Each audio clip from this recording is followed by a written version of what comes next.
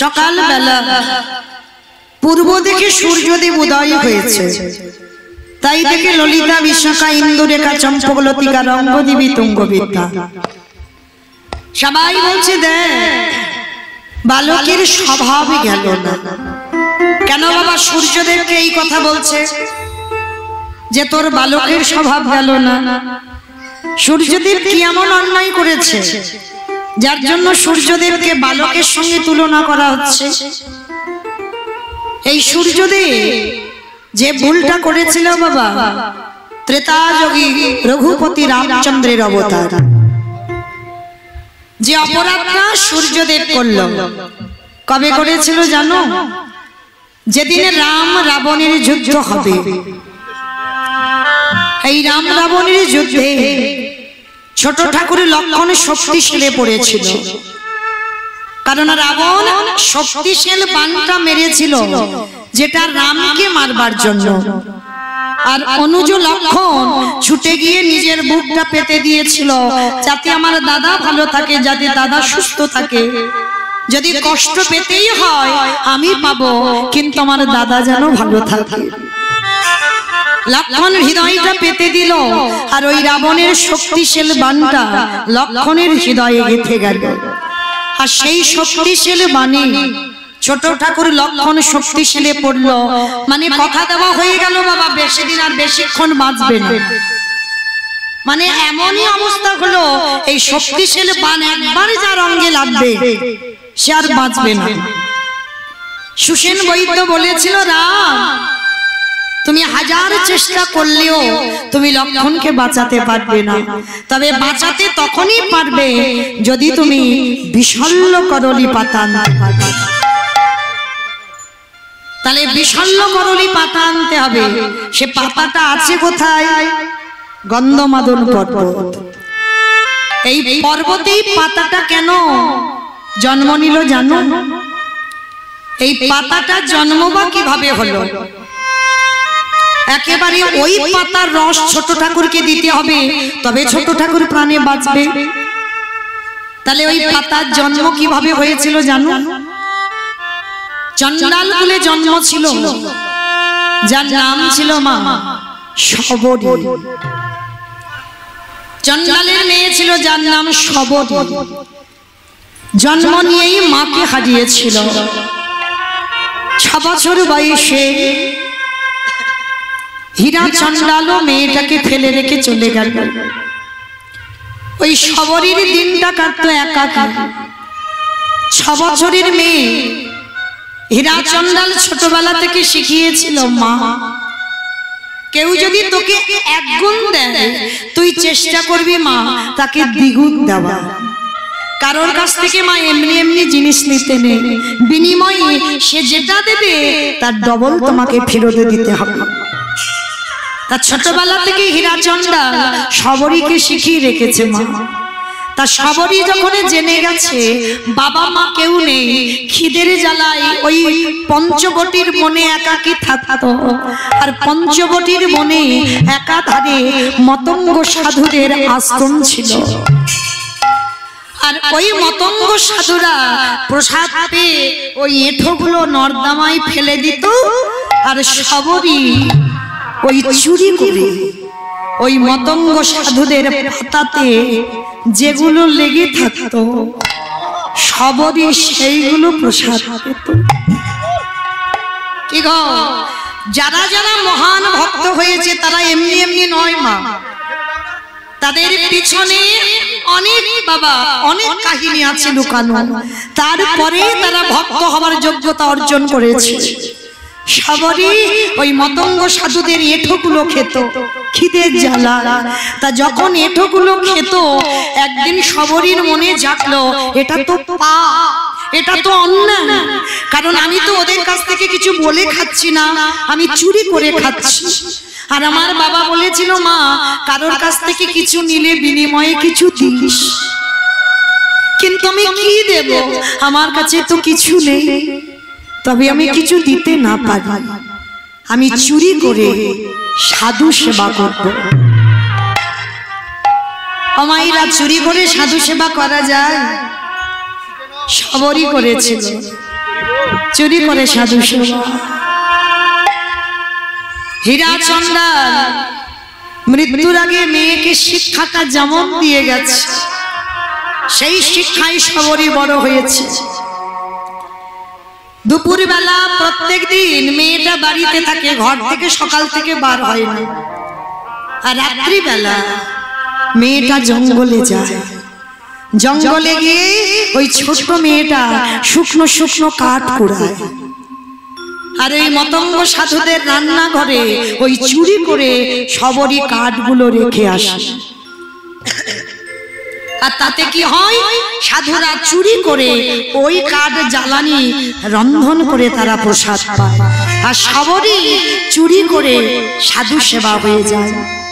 কিন্তু বাবা বলছে না চুরি বিদ্যে বড় বিদ্যে, যদি ধরা না পড়ো তো ভালো। কিন্তু শবরী রোজ করে। তো একদিন মনে মনে চিন্তা করলো, মতঙ্গ সাধুরা ভাবলো দাঁড়াও সবাইকে জিজ্ঞাসা করে দেখি তো যে আমার এই রান্নাঘরে কাঠগুলো কে রাখে।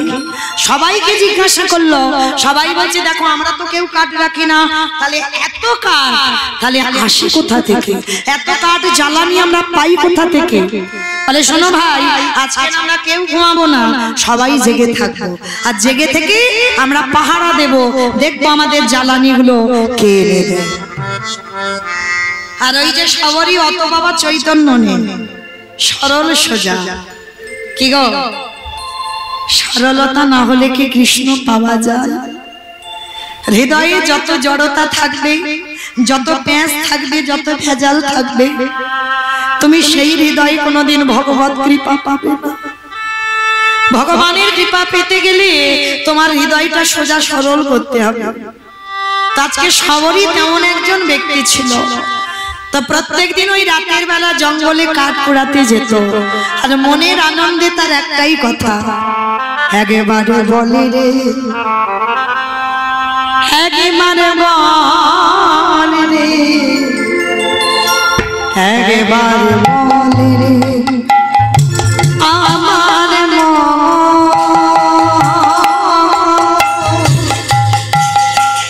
কতদিনে পাবি রে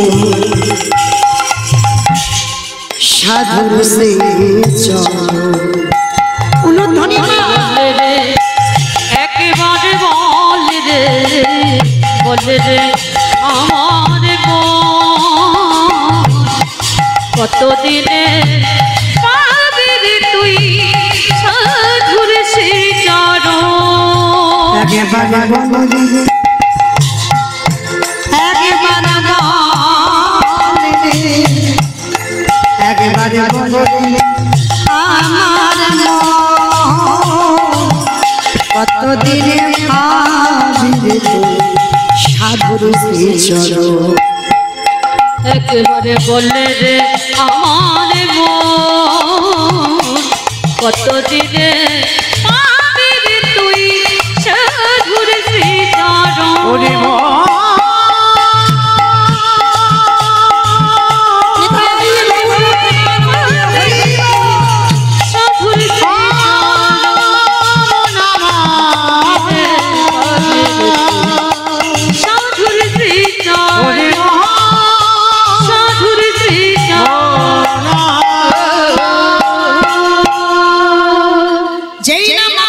সাধুদের কাছে ওই রান্নাঘরে কাঠের বোঝাটা ফেলেছে।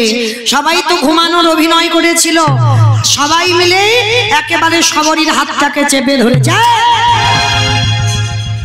সত্যি করে বলে, কে তুই, কোথা থেকে এসেছিস, কি নাম তো, থাকিস কোথায়, বাবা মা কে, বাড়ি কোথায়? অনেক প্রশ্ন, অনেক কৈফিয়ত, কিন্তু শবরীর একটাই উত্তর, আমি শবরী। শবরী? তার মানে তুই সেই হীরা চন্ডালের মেয়ে না? ছি ছি ছি ছি ছি ছি, চন্ডাল জাতি হয়ে, নিজ কুলের মেয়ে হয়ে তুই কিনা চুরি করে সাধু সেবা করলি? হ্যাঁ, তোর জ্বালানি কাঠি আমরা রান্না করে প্রসাদ পাবে না? ছোট জাতের মেয়ে, নিজ জাতের মেয়ে। সবাই কটু কথা বলছে। শবরী করজোর করে বলছে, বাবাজি তোমরা যে বারবার আমায় বলছো আমি চন্ডালিনী, আমি ছোট জাত, আমি নিজ জাত, আমার ভগবানের তো কোনোদিন জাত বিচার হয় না। মুচি হয়ে শুচি হয় যদি কৃষ্ণ ভজি, শুচি হয়ে মুচি হয় যদি কৃষ্ণ তাজে।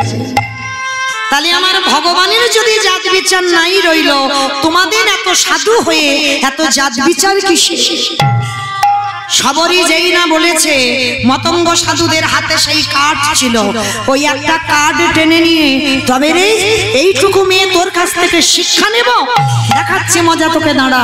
ওই কার্ড নিয়ে সবরীকে মারছে, দূর হয়ে যা, বেরিয়ে যা, দূর, দয়ামা দয়া,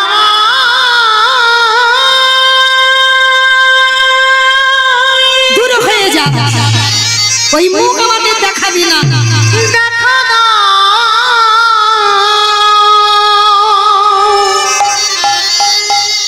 কৃপা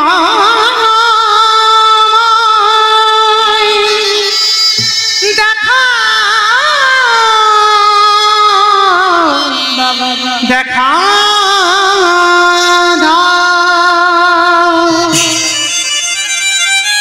তোমরা মেরেছি গো, মেয়েটার সর্বাঙ্গ দিয়ে রক্ত ঝরে ঝরে পড়ছে।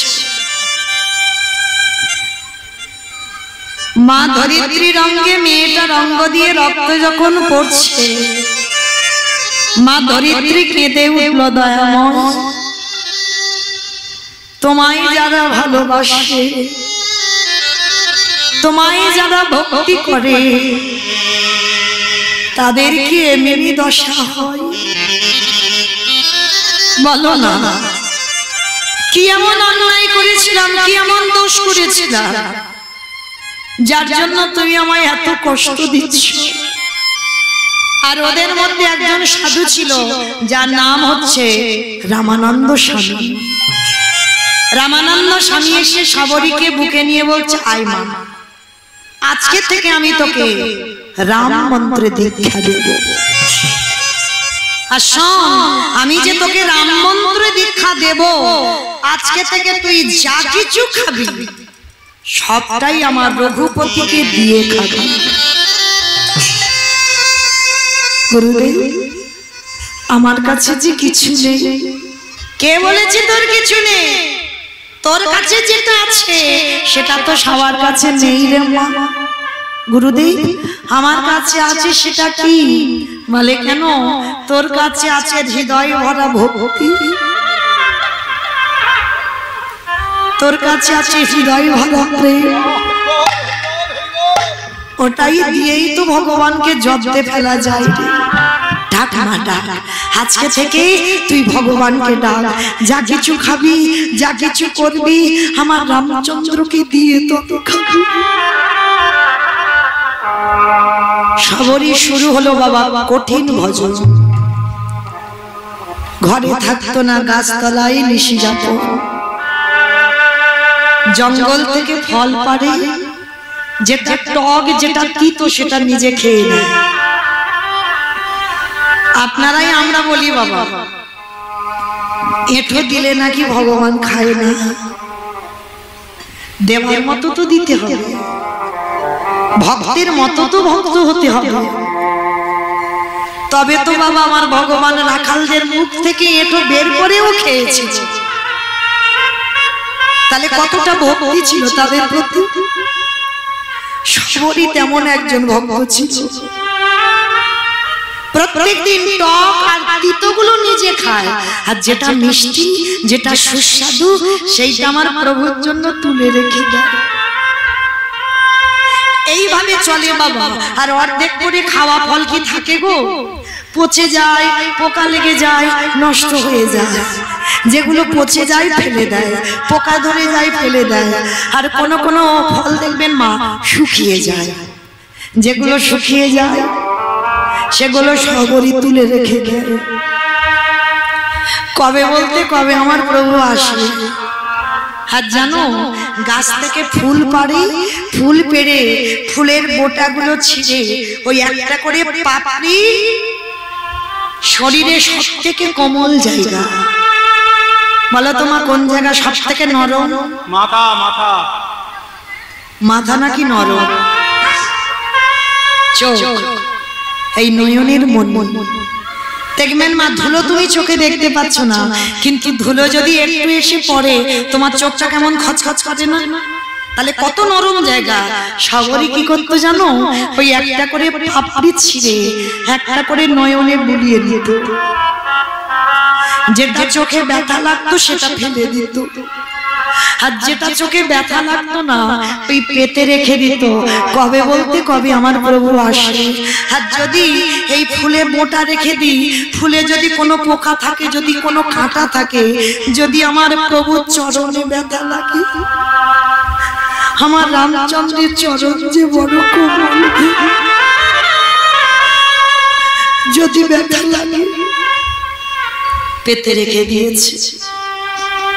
আর প্রত্যেক দিন সবরই ঘরের ভিতরে বসে বসে দয়াময়, ছোটবেলা থেকে মা হারিয়েছি, 6 বছর বেলায় আমি আমার বাবা কাটিয়েছি, আমার আপন বলতে শুধু তুমি, আর তো পৃথিবীতে আমার কেউ দেখা না।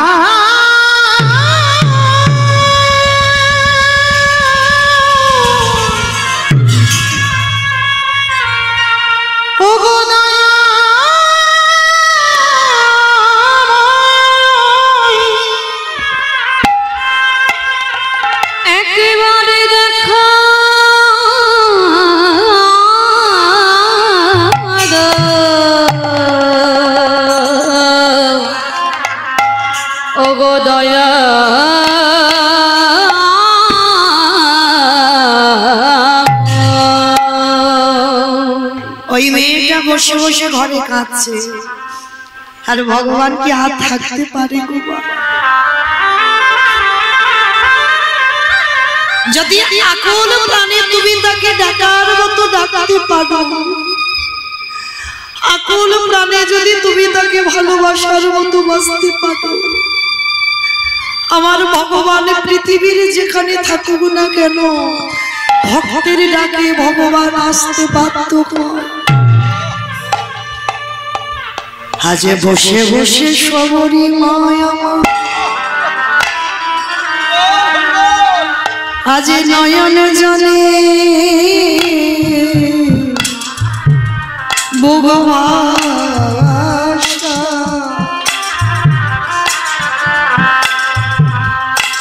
হে রাম দয়াময়,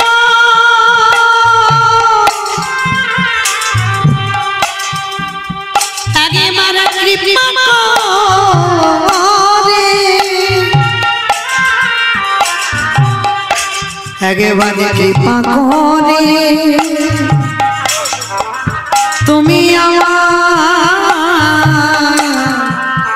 দর্শন দাও। ওগো কৃপা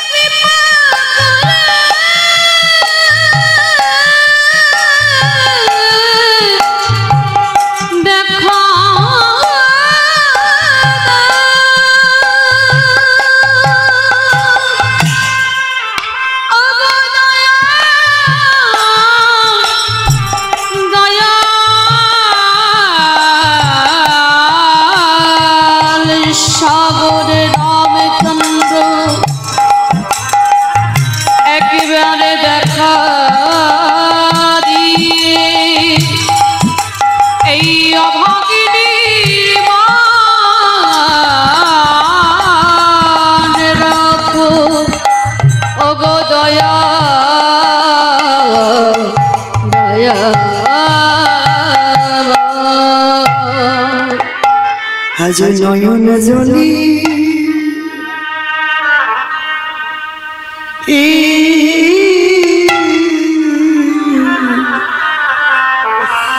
বহু আজ নয়নে জলে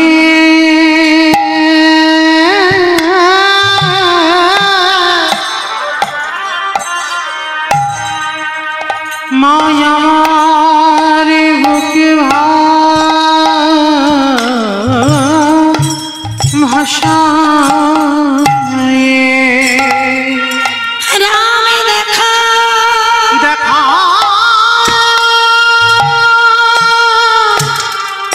দেখা দেখা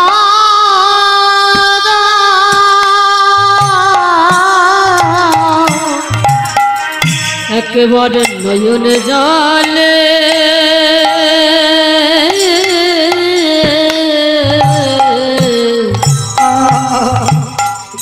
কেঁদে ডাকে আরে কি আমার রামচন্দ্র থাকিতে পারি থাকিতে পারে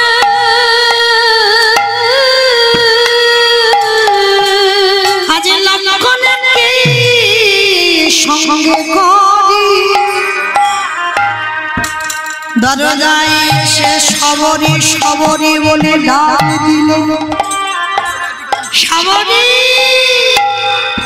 কে কে ডাকলো আমায় এমন করে সবরি বলে ছুটে এসেছে দরজা আর এসে দেখলো আমার রাম দয়াময় দাঁড়িয়ে আছে কে গো তুমি কোনদিন তো দেখিনি কে গো তুমি সে কি রে মা আমার এত ডাকিস এত ভজন করিস আর আমি তোর দরজায় এলাম তুই চিনতে পারছিস না কে তুমি আমি তোর রঘুপতি প্রভু এসেছো তুমি কাঙালির দরজায় এসেছো কিন্তু আমি তোমাকে বসতে দেব কোথায় এত কাঙালি গো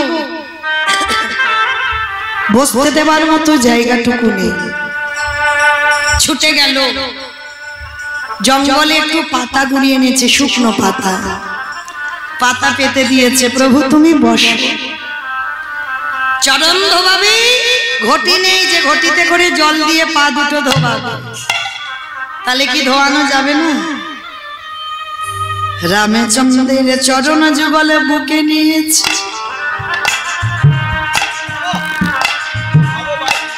বাচ্চাকে জগতের কোনো জল দিয়ে নয় ওই চরণ যুগল বুকে জড়াই সবারই মায়া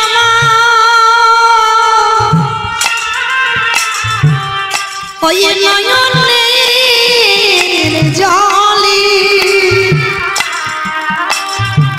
আজ রামচন্দ্রের চরণ খানা ভবা গিয়েছে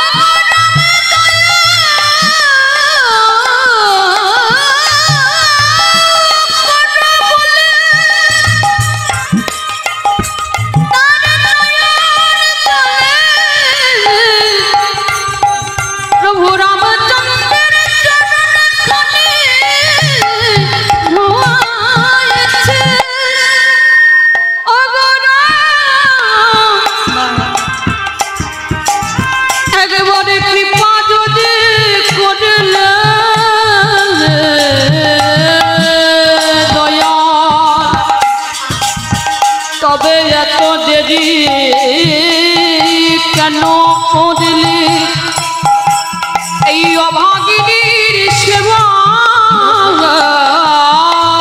করার মতো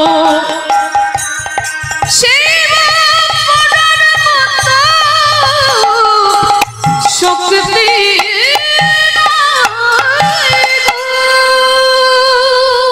তাহলে সবরী মামা সেই যে এঁঠো করা ফল আমার রামচন্দ্রের বদনে দিতে গেল আর যখনই দিতে গেল তো সেই শবরী মামা যেই না ফলটা দিতে গেল রামের বদনে, ছোট ঠাকুর লক্ষণ হাতটা চেপে ধরে ওই ফলটাকে নিয়ে একেবারে দূর করে ফেলে দিল।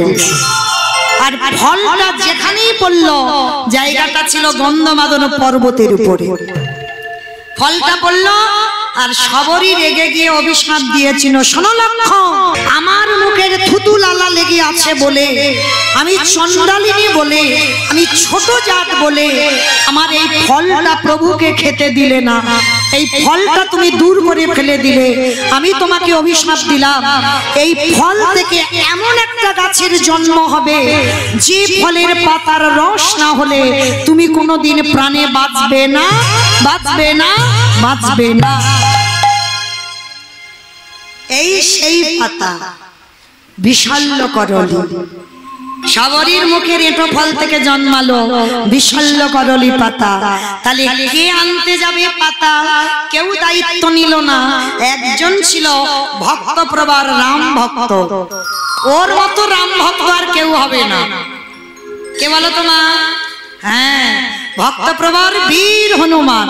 আচ্ছা বলেন তোমা, যিনি বিশ্বের স্রষ্টা মালিক ভগবান, তিনি যদি মনে করতেন যে কালকের রাস মঞ্চে আমি নিত্যে আজকে জিতবো, রাধারানীকে হারাবো, তাহলে কি পারতো না? যার ইচ্ছাতে জগৎ চলে সে যদি মনে করতো বাবা কাল রাস মঞ্চে জিততে পারত, কিন্তু নিজে হেরে জগৎকে কি শেখালো? আমার থেকে আমার ভক্ত অনেক উপরে। কারণ আমি বারে বারে বলেছি রাধা দাস, রাধা দাস, রাধা দাস, ইহাতে সন্দেহ যাক কোটি যুগ ভজয়ে বিফল জনমতা। আমি রাধা চরণের দাস।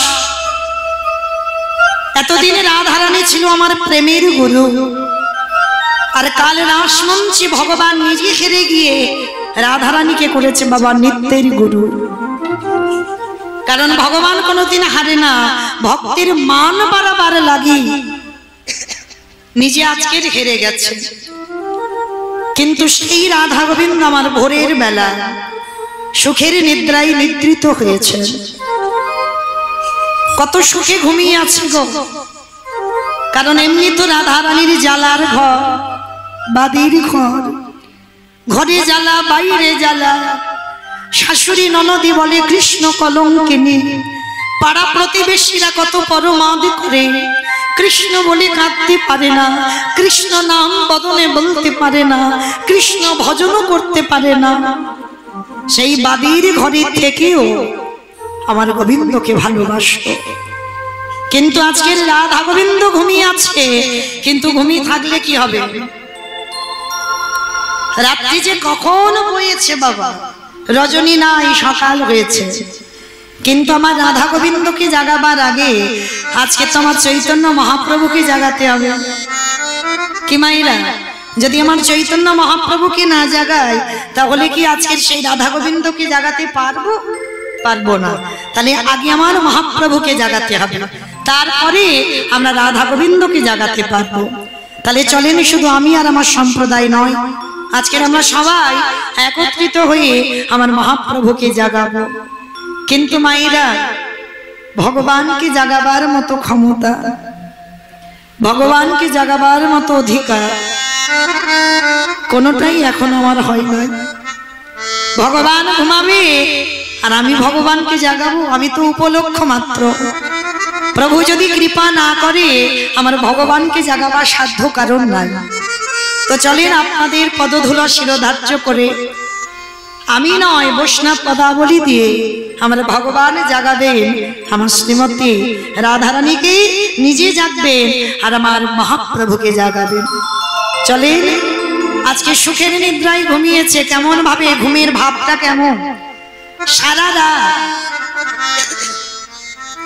কালকে সারা রাত শ্রীবাস অঙ্গনে কীর্তন হয়েছে বাবা। সারা রাত ভক্তদের সঙ্গে নিয়ে, খোল করতাল সঙ্গে নিয়ে নর্তন কীর্তনে বিভোর। তো সারা রাত যখন কীর্তন করেছে, ভোরের বেলা সারা রাত কীর্তন করে শরীর অলস। কি মায়েরা অলস হবে না? কেউ যদি সারা রাত কীর্তন শোনে আর কীর্তন শোনার পর যদি সকাল সকাল আবার এই ৮টার সময় কুঞ্জ বর্ণনে আসে, শরীর আর টানবে?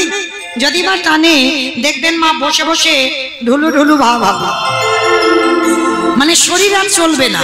তো আমার গোবিন্দ ভগবান সারা রাত শিবার সঙ্গে কীর্তন করে ভোরের বেলা সচিমার কোলের কাছে এসে ঘুমিয়েছে।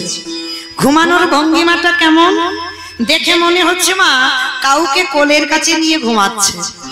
ঠিক যেমন আমরা জড় জগতে যেমন আমরা স্বামী স্ত্রী দুজন ঘুমাই, যেমন ডান বাহুখানা বাম দিকে হেলাই, ডান পদখানা বাম দিকে হেলাই, ঠিক যেমন ভাবে দুজন দুজনকে জড়িয়ে থাকে। আজ আমার চৈতন্য মহাপ্রভু ঘুমের ভঙ্গিমাটা তেমন, কাছে কেউ নেই কিন্তু এমন ভাবে ঘুমাচ্ছে দেখে মনে হচ্ছে কাউকে বুকের মাঝে নিয়ে ঘুমাচ্ছে। কেন? ভাবটা তো সেই কৃষ্ণ ভাব। যেমন আমার রাধারানীকে নিয়ে বক্ষের মাঝে ঘুমিয়েছিল, যেন কোনো চিন্তা নাই, কোনো ভাবনা নাই, সুখের নিদ্রায় ঘুমিয়ে আছে। আজকের মহাপ্রভুর ভাবটা তেমন। আর দেখে বৈষ্ণব মহাজন কি লিখছে জানো? দেখো দেখো প্রভু ঘুমাচ্ছে কেমন ভাবে জানো? আজে অলসে আবাসতন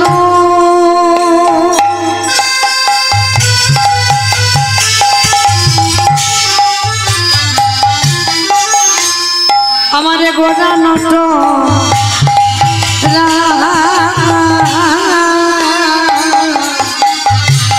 অলসে অবসতনু আই ঘটনা দেখি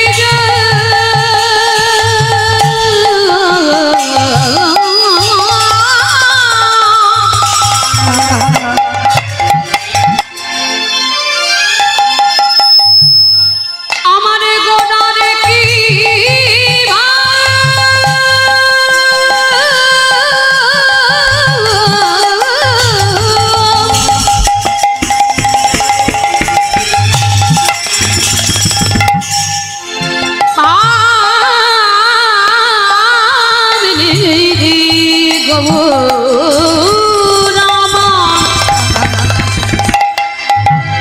সেই নদী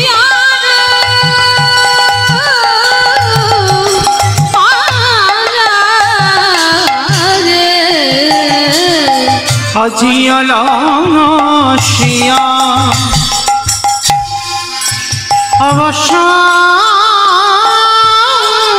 অবসতনু হরি বল হরি বল আমারি গোড়া নটরা আবারে কি কহিব অঙ্গ শোভা কহনে না যায়। কি কহিব অঙ্গ শোভা কহনে না যায়। আজ মেঘে রবি বিজুনি কেবা নিতাই গৌর প্রেমানন্দী হরি রানে গোড়ায়া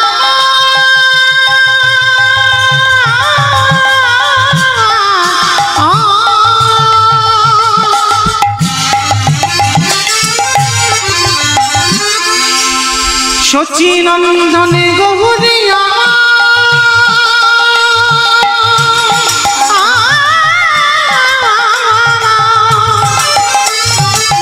হরি বল হরি বল কোতারে কিনা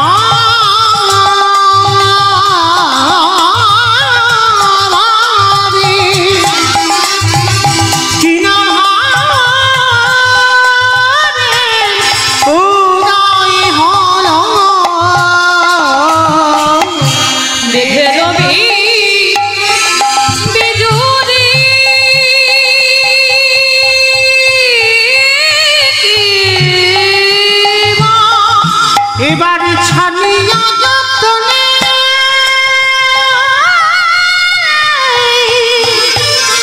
কত সুরা দিয়া